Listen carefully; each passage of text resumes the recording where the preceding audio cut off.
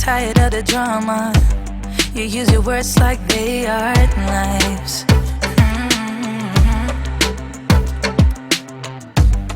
I don't need that type of drama and trying to be tough all the damn time.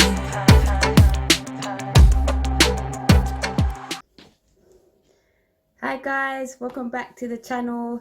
Natalie J Thomas +7, and by the title of this vlog you should know that it's now, or should be, Natalie J Thomas +8, but I need to figure out how to change the name of your channel and whatever in it. But anyway, I have had my son. My son is right next to me.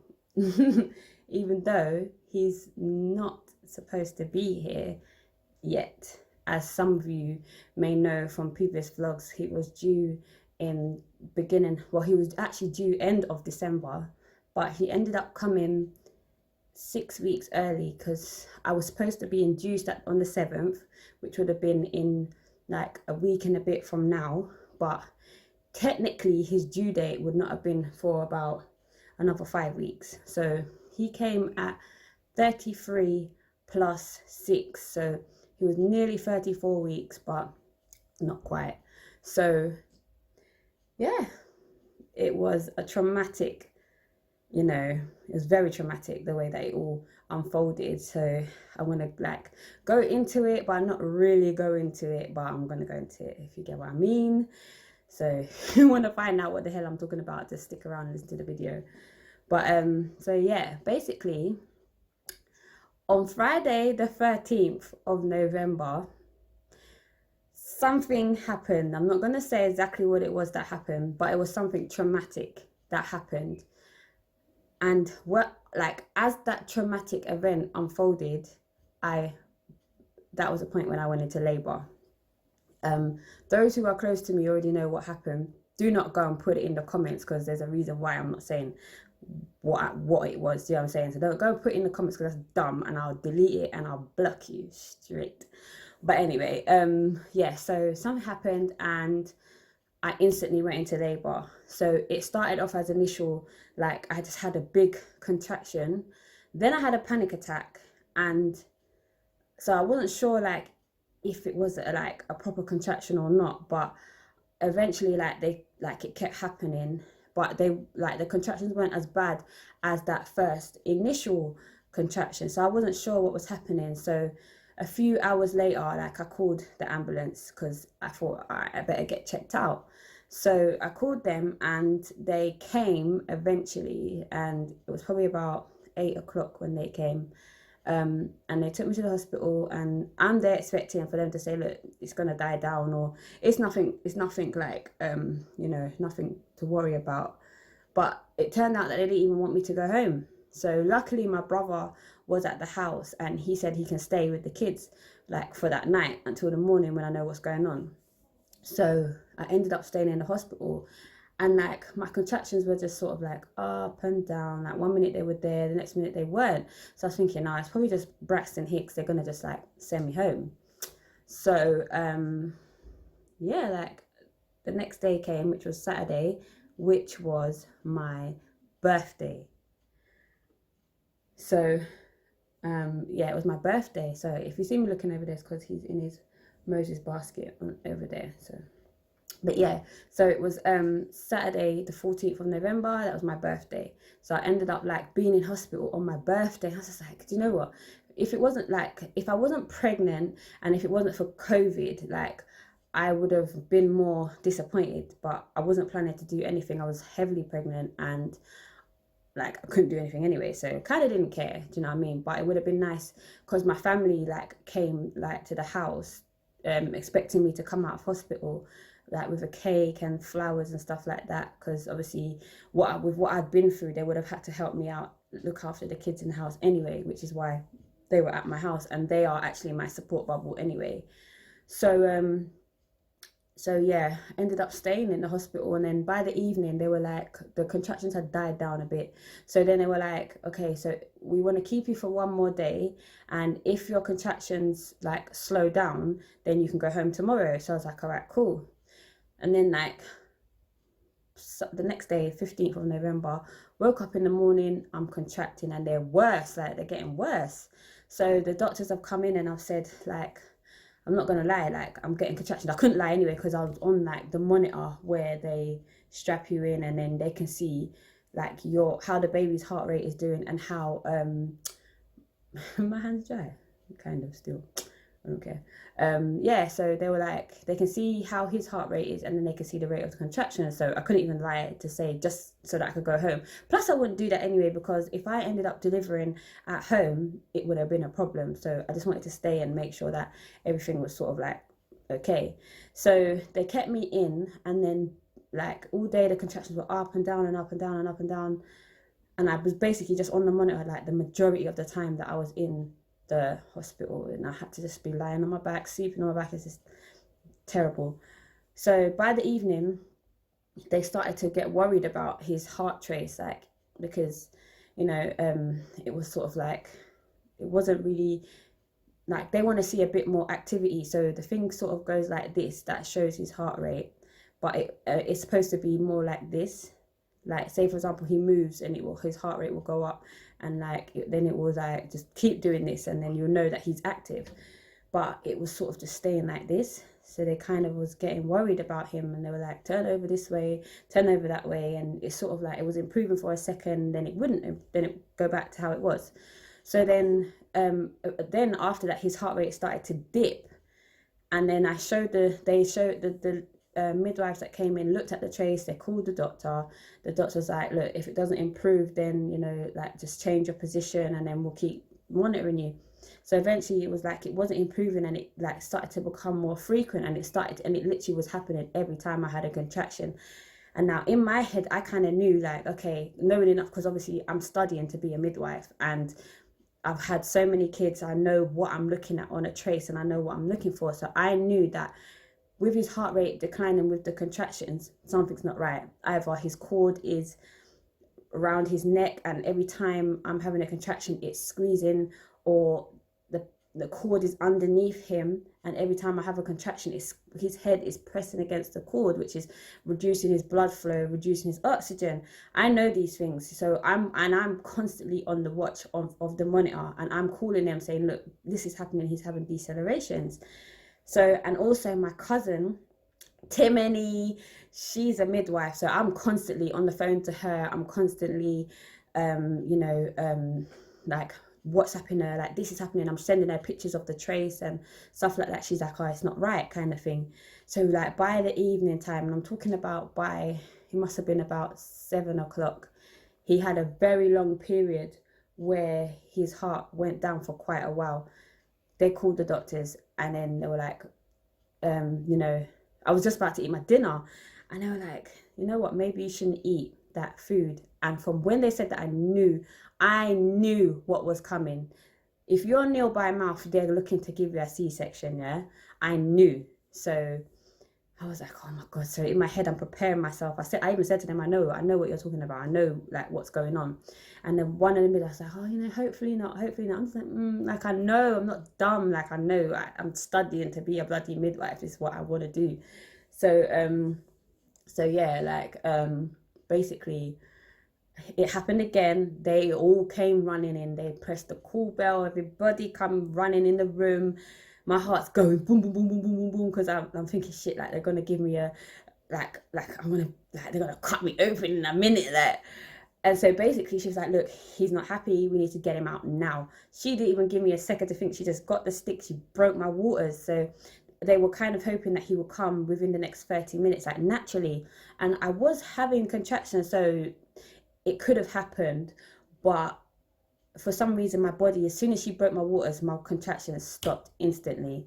Not one contraction did I have after that. And he like, if I let me backtrack a little bit, before his heart rate went down for that long period of time, they examined me to see if I was dilating, to see if my cervix was opening, like, and he was making his way out. It was closed, yeah. And then the 20 minutes later, that's when the, his heart rate went down, and she broke my waters, like within that 20 minutes. when she broke my water and she did like she put her fingers in to see if I had dilated anymore. She was like, you're 4 centimeters. And I was like, in 20 minutes? And she was like, yeah. So she's like, all right, let's see if you'll come out naturally. Like, let's give it 30 minutes maximum. And then the contractions stopped, and then she done another like examination, and she was like, hold on, I can't even feel his head anymore, because he was right down there below, like before. But then she's like, I can't feel his head anymore. So then I was like, what do you mean? She's like, oh, his head's gone, like he's gone back up. I was like, okay. So then obviously now I know that that's what was like, like I wasn't going to end up having him naturally. I just knew, like in my head, I just knew I was going to end up with a C-section. And then all of a sudden, like they actually let it go on for about an hour because his heart kind of leveled out a bit. But then it happened again, and they were like, that's it. They gave me these, they rammed, like you can see here, if the light's a bit bright, like right here, you can see where they put one cannula in, they put one here, they put one here. Like, it was just ridiculous. Like, they put all these medicines in me, one to help him, like, with his brain or something, and another one, like, for, I don't know, like, antibiotics and stuff. And then, before I knew it, they were literally just wheeling me down the corridor. My cousin, I had called my cousin flew. She was at work in London, yeah, and I live a good distance, and I mean a good distance, yeah, from London. I'm not in London. And she flew to the hospital. She luckily she managed to get there like on time. Just as she got there, they put her in her scrubs, and they took me. Oh yeah, and I didn't even mention that when the woman said that his head has gone back up, this woman and the man, no, don't get me wrong, the woman was amazing. She was a lovely woman. Like, me and her got on like freaking white on rice. I'm telling you, we just sit down and chat. Like, and then, but when she said that his head had gone back up, she got her hand and she pushed it up in my vagina. Yeah, like she was looking for his head. Oh my God, the pain was in. The pain was immense, because as she's doing that, I've got another man here next to me now. He's pushing down on my bump, like trying to push the baby back down. Oh my God, oh my God, oh my God, yeah. It was a lot. Like, it was a lot. So by the time they said they're going to give me the C-section, I was like, just do it. I'm done. Just do it, because this is traumatic. And then to actually go through the pain of actual labor as well, it's too much. Like, just do the C-section. So anyway, they wheeled me down the corridor. I'm seeing like bright lights and whatever. They wheeled me to this room. It's bright white in this room. There's like 100 million doctors in there, whatever, because obviously my baby was prem, so they needed a lot of like help and stuff. And yeah, before I knew it, like I was so scared. Like, I was shook of this. The spinal, like the epidural, that was like one of my main like fears of having a C-section, getting the epidural, because literally, obviously, as many of you know, it's in your spine. Like, they push a needle into your spine.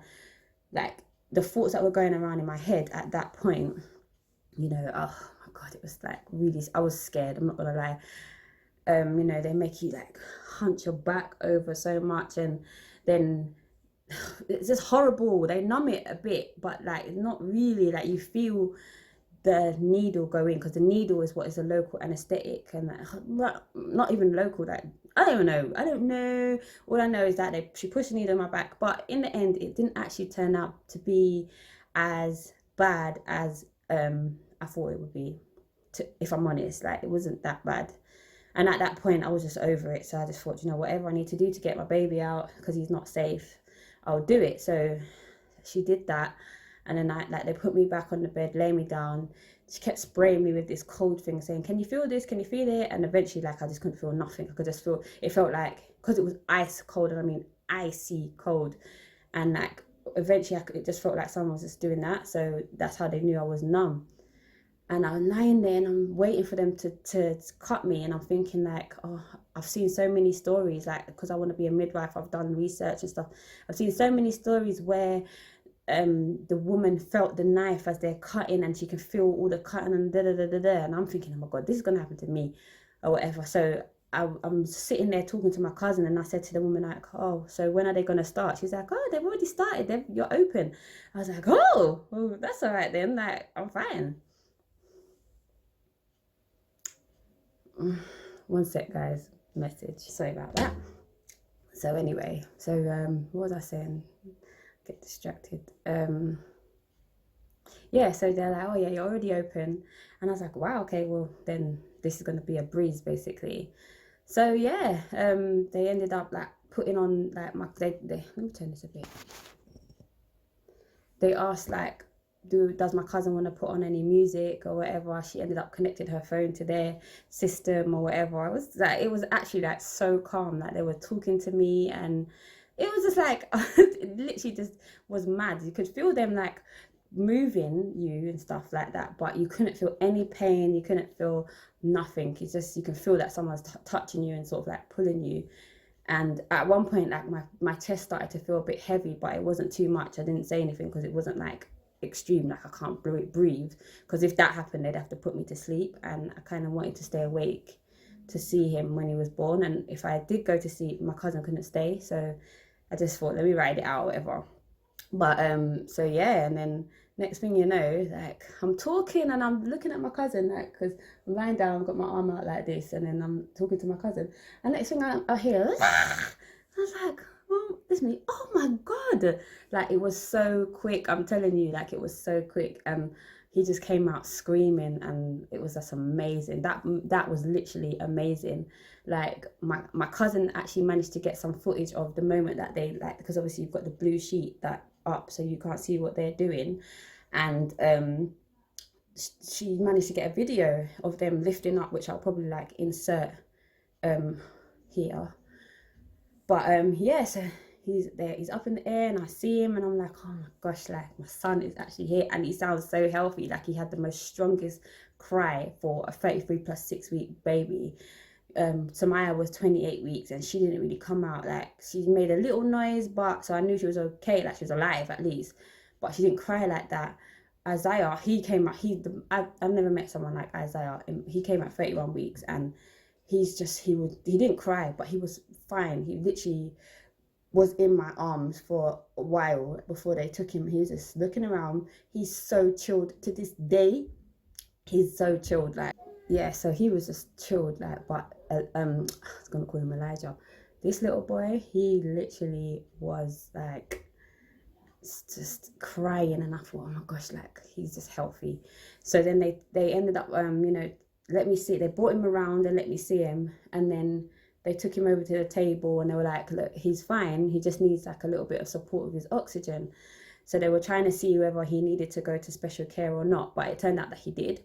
So they took him away after about 20 minutes or whatever, and they just like all he needs is just a little bit of support with his breathing, and it didn't freak me out because obviously I've been through this before twice, so I knew the deal. I know when I can kind of gauge that it was not an emergency sort of thing. So they took him, and then they whatever, stitched me back up and cleaned me up, and then they I just had a thought, like, what if I actually like shit myself and didn't know? Because you don't have no control of what goes on down there, because they clean you up. Like when they move you to a bed, and then they clean you, they turn you on your side, they wipe you down, turn you on your other side and wipe you down, and obviously you have a catheter because you can't feel when you're gonna wee. So what if I shit myself and I didn't? And I would have smelled it though. I would have smelled it. So I didn't shit myself. This is a random thought that came in my head, but yeah. Anyway, so they cleaned me up. I said bye to everyone. They took me back to my room, and then like my cousin left, and she went to go and get some stuff for me, for him as well, like clothes and stuff like that, because I didn't bring anything. I literally did not think I was having the baby. I didn't even have my hospital bags packed, which is why I didn't have a what's in my hospital bag on the channel, because I was waiting for that weekend, because my cousin bought me a hospital bag, and I was waiting for that weekend to film it and like upload it, and I just didn't get a chance. So she bought the hospital bag. So my cousin went to get it. She got my stuff. She came back. She bought me curry mutton and rice and cucumbers and a whole bag of snacks. Like, I'm so grateful for this girl. Literally, like, I'm so grateful for her. Like, she sorted me out nicely. And I ate. She told me not to eat too much in case I throw up and stuff. And now that I'm thinking about it, if I did throw up in that instant, my stitches could have burst, everything. But anyway, so yeah.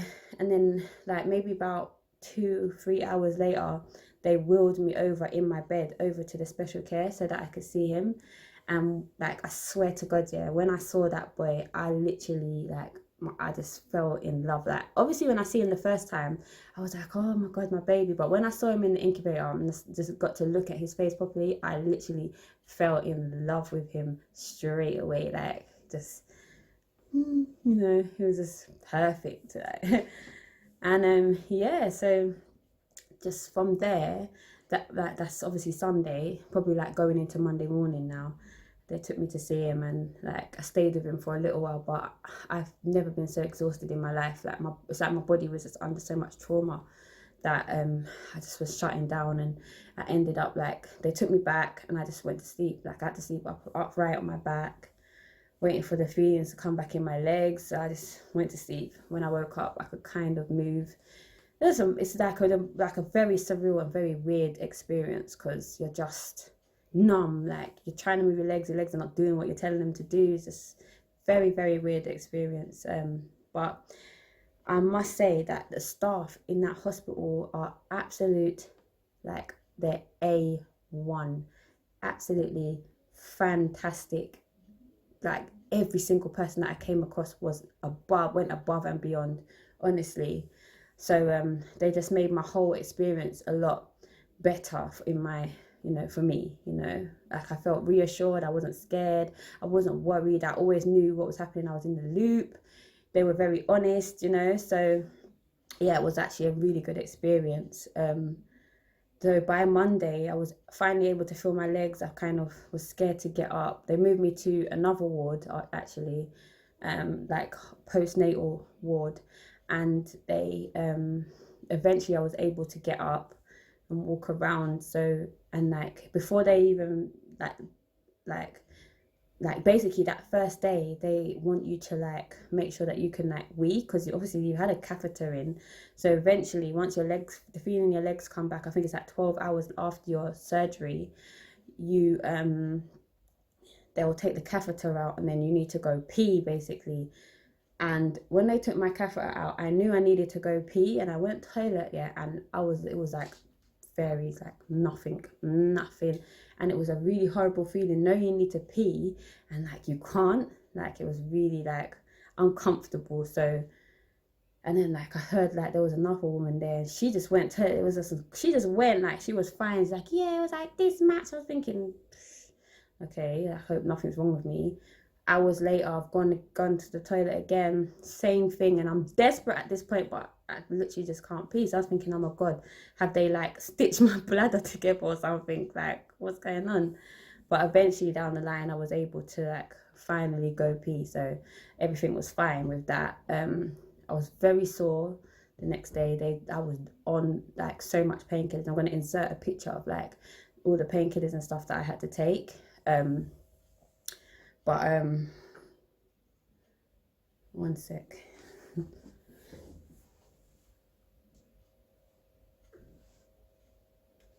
I think he's gonna wake up in a second. I'm gonna show you guys him in a minute anyway. But yeah, so just basically getting back to, some level of normality, but like dosed up on these pills and whatnot. And I think they might have wheeled me over the first time to see him, and I just got to like hold him and put him like in my clothes, like they call it like kangaroo something, whatever, kangaroo hugs, I don't know, but you hold them inside your clothes, like on your chest, and it's sort of like supposed to be good for them, good for their like regulating their breathing, keeping them warm, like even something to do with, I think it's supposed to something to do with like their brain or something. Don't quote me on that though. But yeah, so I was able to hold him like that for quite a good while, changed his balm and everything. And then as the days went on, I kind of was able to just like walk over there myself. And then they said that the reason why he's in special care is because he needed help with his oxygen. So he had the tube like on a very, very low like dose, helping him with oxygen, and then they just needed to wean him off of it.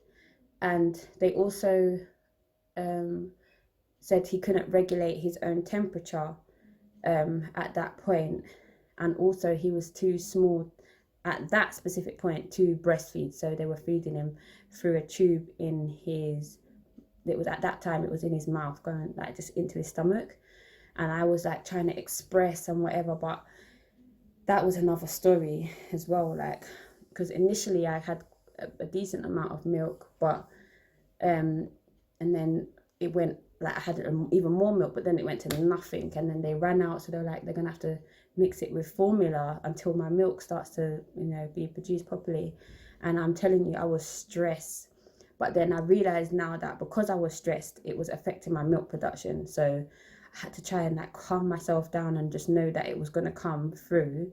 And then when I finally did that, like my milk went boom, boom, boom, boom. I was filling like bottles, and the midwives were like, wow, like you've got such a good supply for your son being 2 to 3, 4 days old or whatever. So yeah, that was a thing. And then eventually they started like just using my own milk, and then eventually we said like maybe 4 days in, 5 days in, they said, look, let's try and get him on the breast. Or I said, can I try and put him on the breast or whatever. At first he wasn't very good at it, but you know, before long he was a pro. Like he literally just learned how to latch on and how to suck and to swallow at the same time, because that's actually a thing they need. You think that they know how to do it like just automatically, and at a certain gestation, at a certain age, they do. It's just in their brain. But because he was so prem, they weren't sure if he would be able to do it, but he did it. Like he literally like latched on and just went from strength to strength. So we were in hospital for well, I had him on the 15th, and I came out on, what day was it? Monday just gone, which was I don't know, what day is it today? I think it's the 27th, 26th, 25th. I think we came out on the 23rd. So yeah, but yeah, I think it was the 23rd that we came out of November. So I think he was in there for about, I'm really bad, 15, 25th. I don't know, I should have really wrote it down.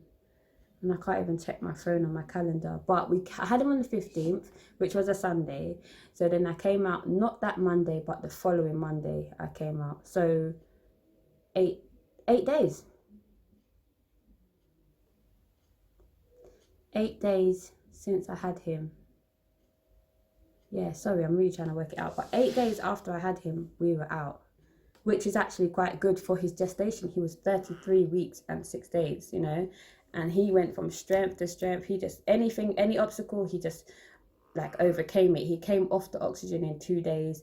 He latched onto the breast for 2 days. Like he was taking in the right amount, like just instantly basically.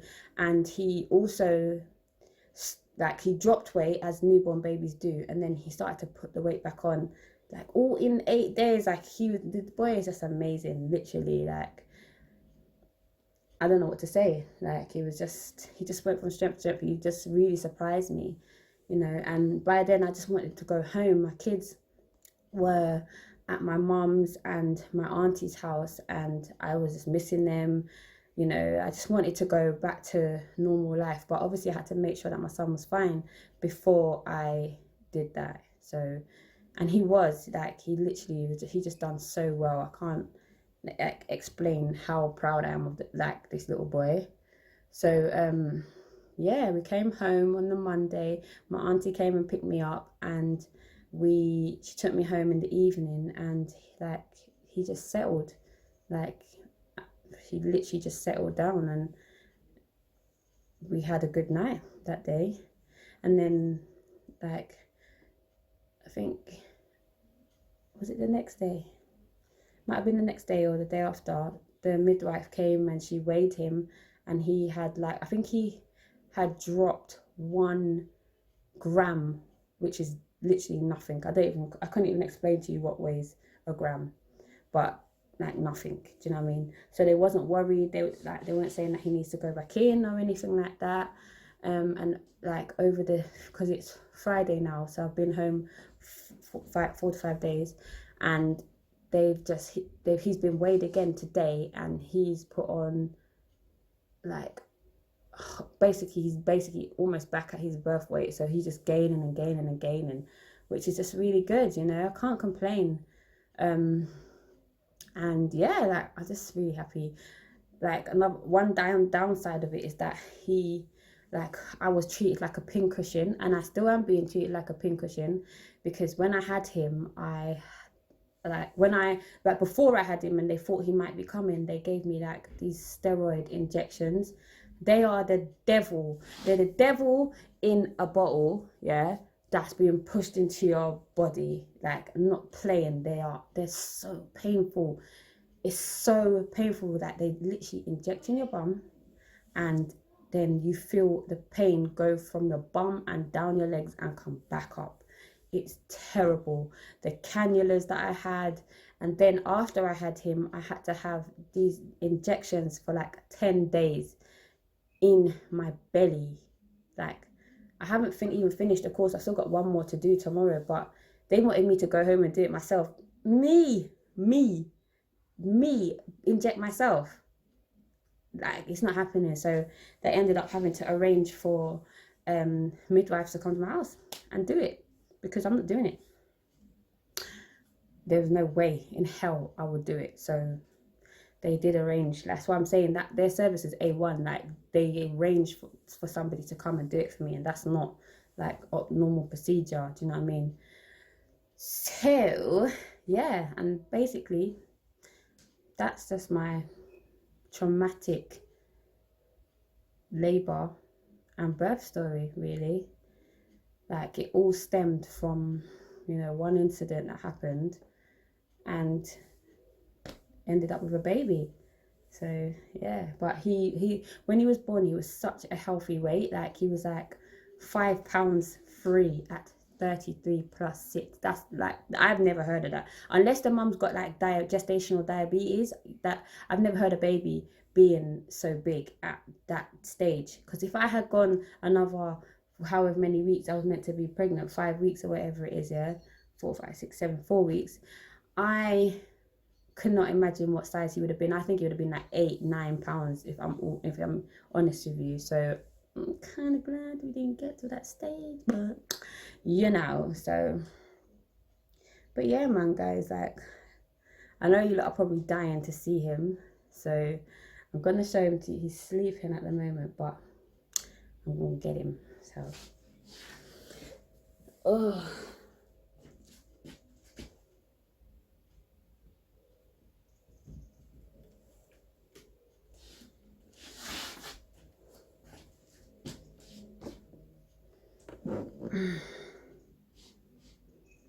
So this is also a name reveal, clearly. Oh, my skin's going so dry. This is little Noah Jacob. Yeah, man, my little baba. Okay. But yeah, so this is Noah. His name is actually Noah Jacob, but obviously I'm not going to be calling him Noah Jacob every time I want to call him. So for short, it's just Noah. Oh, it's really cold. Look at this boy's face. But yeah, so this is him. Fast asleep. He's been asleep for a while. With his pouty lips. He has the most pouty lips ever. His lips just stay pouty. and he's perfect, and he's gorgeous, and I love him. And yeah, my little man. And he's such a good baby as well. He barely cries. Only cries when he's hungry, and like he'll cry and then he'll get over it. Once he's been fed, he'll just get over it. I know it looks like I don't know how to hold a baby yet, but it's because I'm trying to get him in the camera and keep him wrapped in the blanket as well. So there. So yeah, but yeah, he's a really good baby. He's not fussy. He doesn't keep him up at night. Once he's fed, he'll just go back to sleep and let me go back to sleep. So yeah, he's such a good boy. But yeah, he's meeting his milestones or whatever. And yeah, his brothers and sisters, they came home yesterday, and they oh yeah, his full name is Noah Jacob Scott Thomas, and the Scott came from my brother. My brother's called Scott, so I named him after my brother because I love him. So yeah, but the kids came home, the girls should I say, have come home yesterday, and they are smitten with this little boy. They just won't leave him alone. Can I hold him?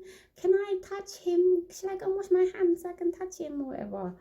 But yeah, it's nice. But the boys are going to be back tomorrow, so I'll be able to, you know, we'll see how they respond to him or whatever. But yeah, guys, that's about it really. Nothing really more to say. What the hell is that? I'm gonna update you guys, you know, as he grows, as you know, as days go on. Like probably like do maybe a day in the life with a newborn. I tried to do it the other day and it flopped, so I'm gonna have to try to do it again on a different day. But I will do a day in the life with a newborn. And different vlogs like that, just, you know, month update, 2 month update, whatever. You guys can kind of tell me what you want to see as well, so just let me know. But I cannot believe that this boy was in my stomach like you know, days ago. You know, I think he's like 11 or 12 days now old, something like that. I'm not good with dates, guys. And he was just in my stomach, and now he's here. It's crazy. Look at him. So sweet.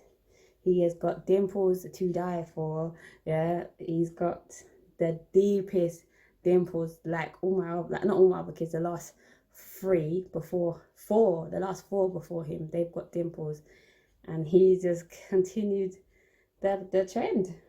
The really deep dimples. I wish he would show them, but you know, he's asleep. So yeah. But yeah, guys, I'm going to wrap it up here because it's actually quite a long vlog. But yeah, thanks for watching, and you know, stay tuned. My family is now pretty much complete, and yeah, I will need to get sterilized, and then life will be perfect because I don't want any more. I could not go through this again ever, you know. So yeah, but thanks for watching, and make sure you like this video, subscribe to my channel if you haven't already, and just share this video, and let's continue to get the channel to grow. Yeah, but you take care, stay safe, stay blessed, God bless you, and we shall speak soon. See you in the next vlog. Bye. There he is. Oh, From the first time I saw you, oh my days. a cool kind of melody. You rattled my cage without warning, kept it up right till the morning. A new kind of ecstasy. You found a different side of me, the one I'd like to be. A different side of me, yeah. You found a different side of me, like someone pretty neat. A different side of me, yeah.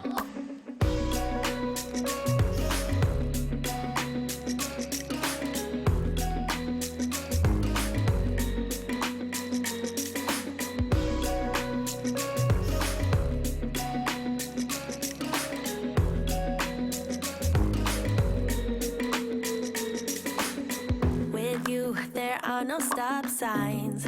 Counting down till we take flight. It's how you make me feel. Yeah, yeah. Let's call in sick and be lazy. I'm all for doing what's crazy. 'Cause you make it real, yeah.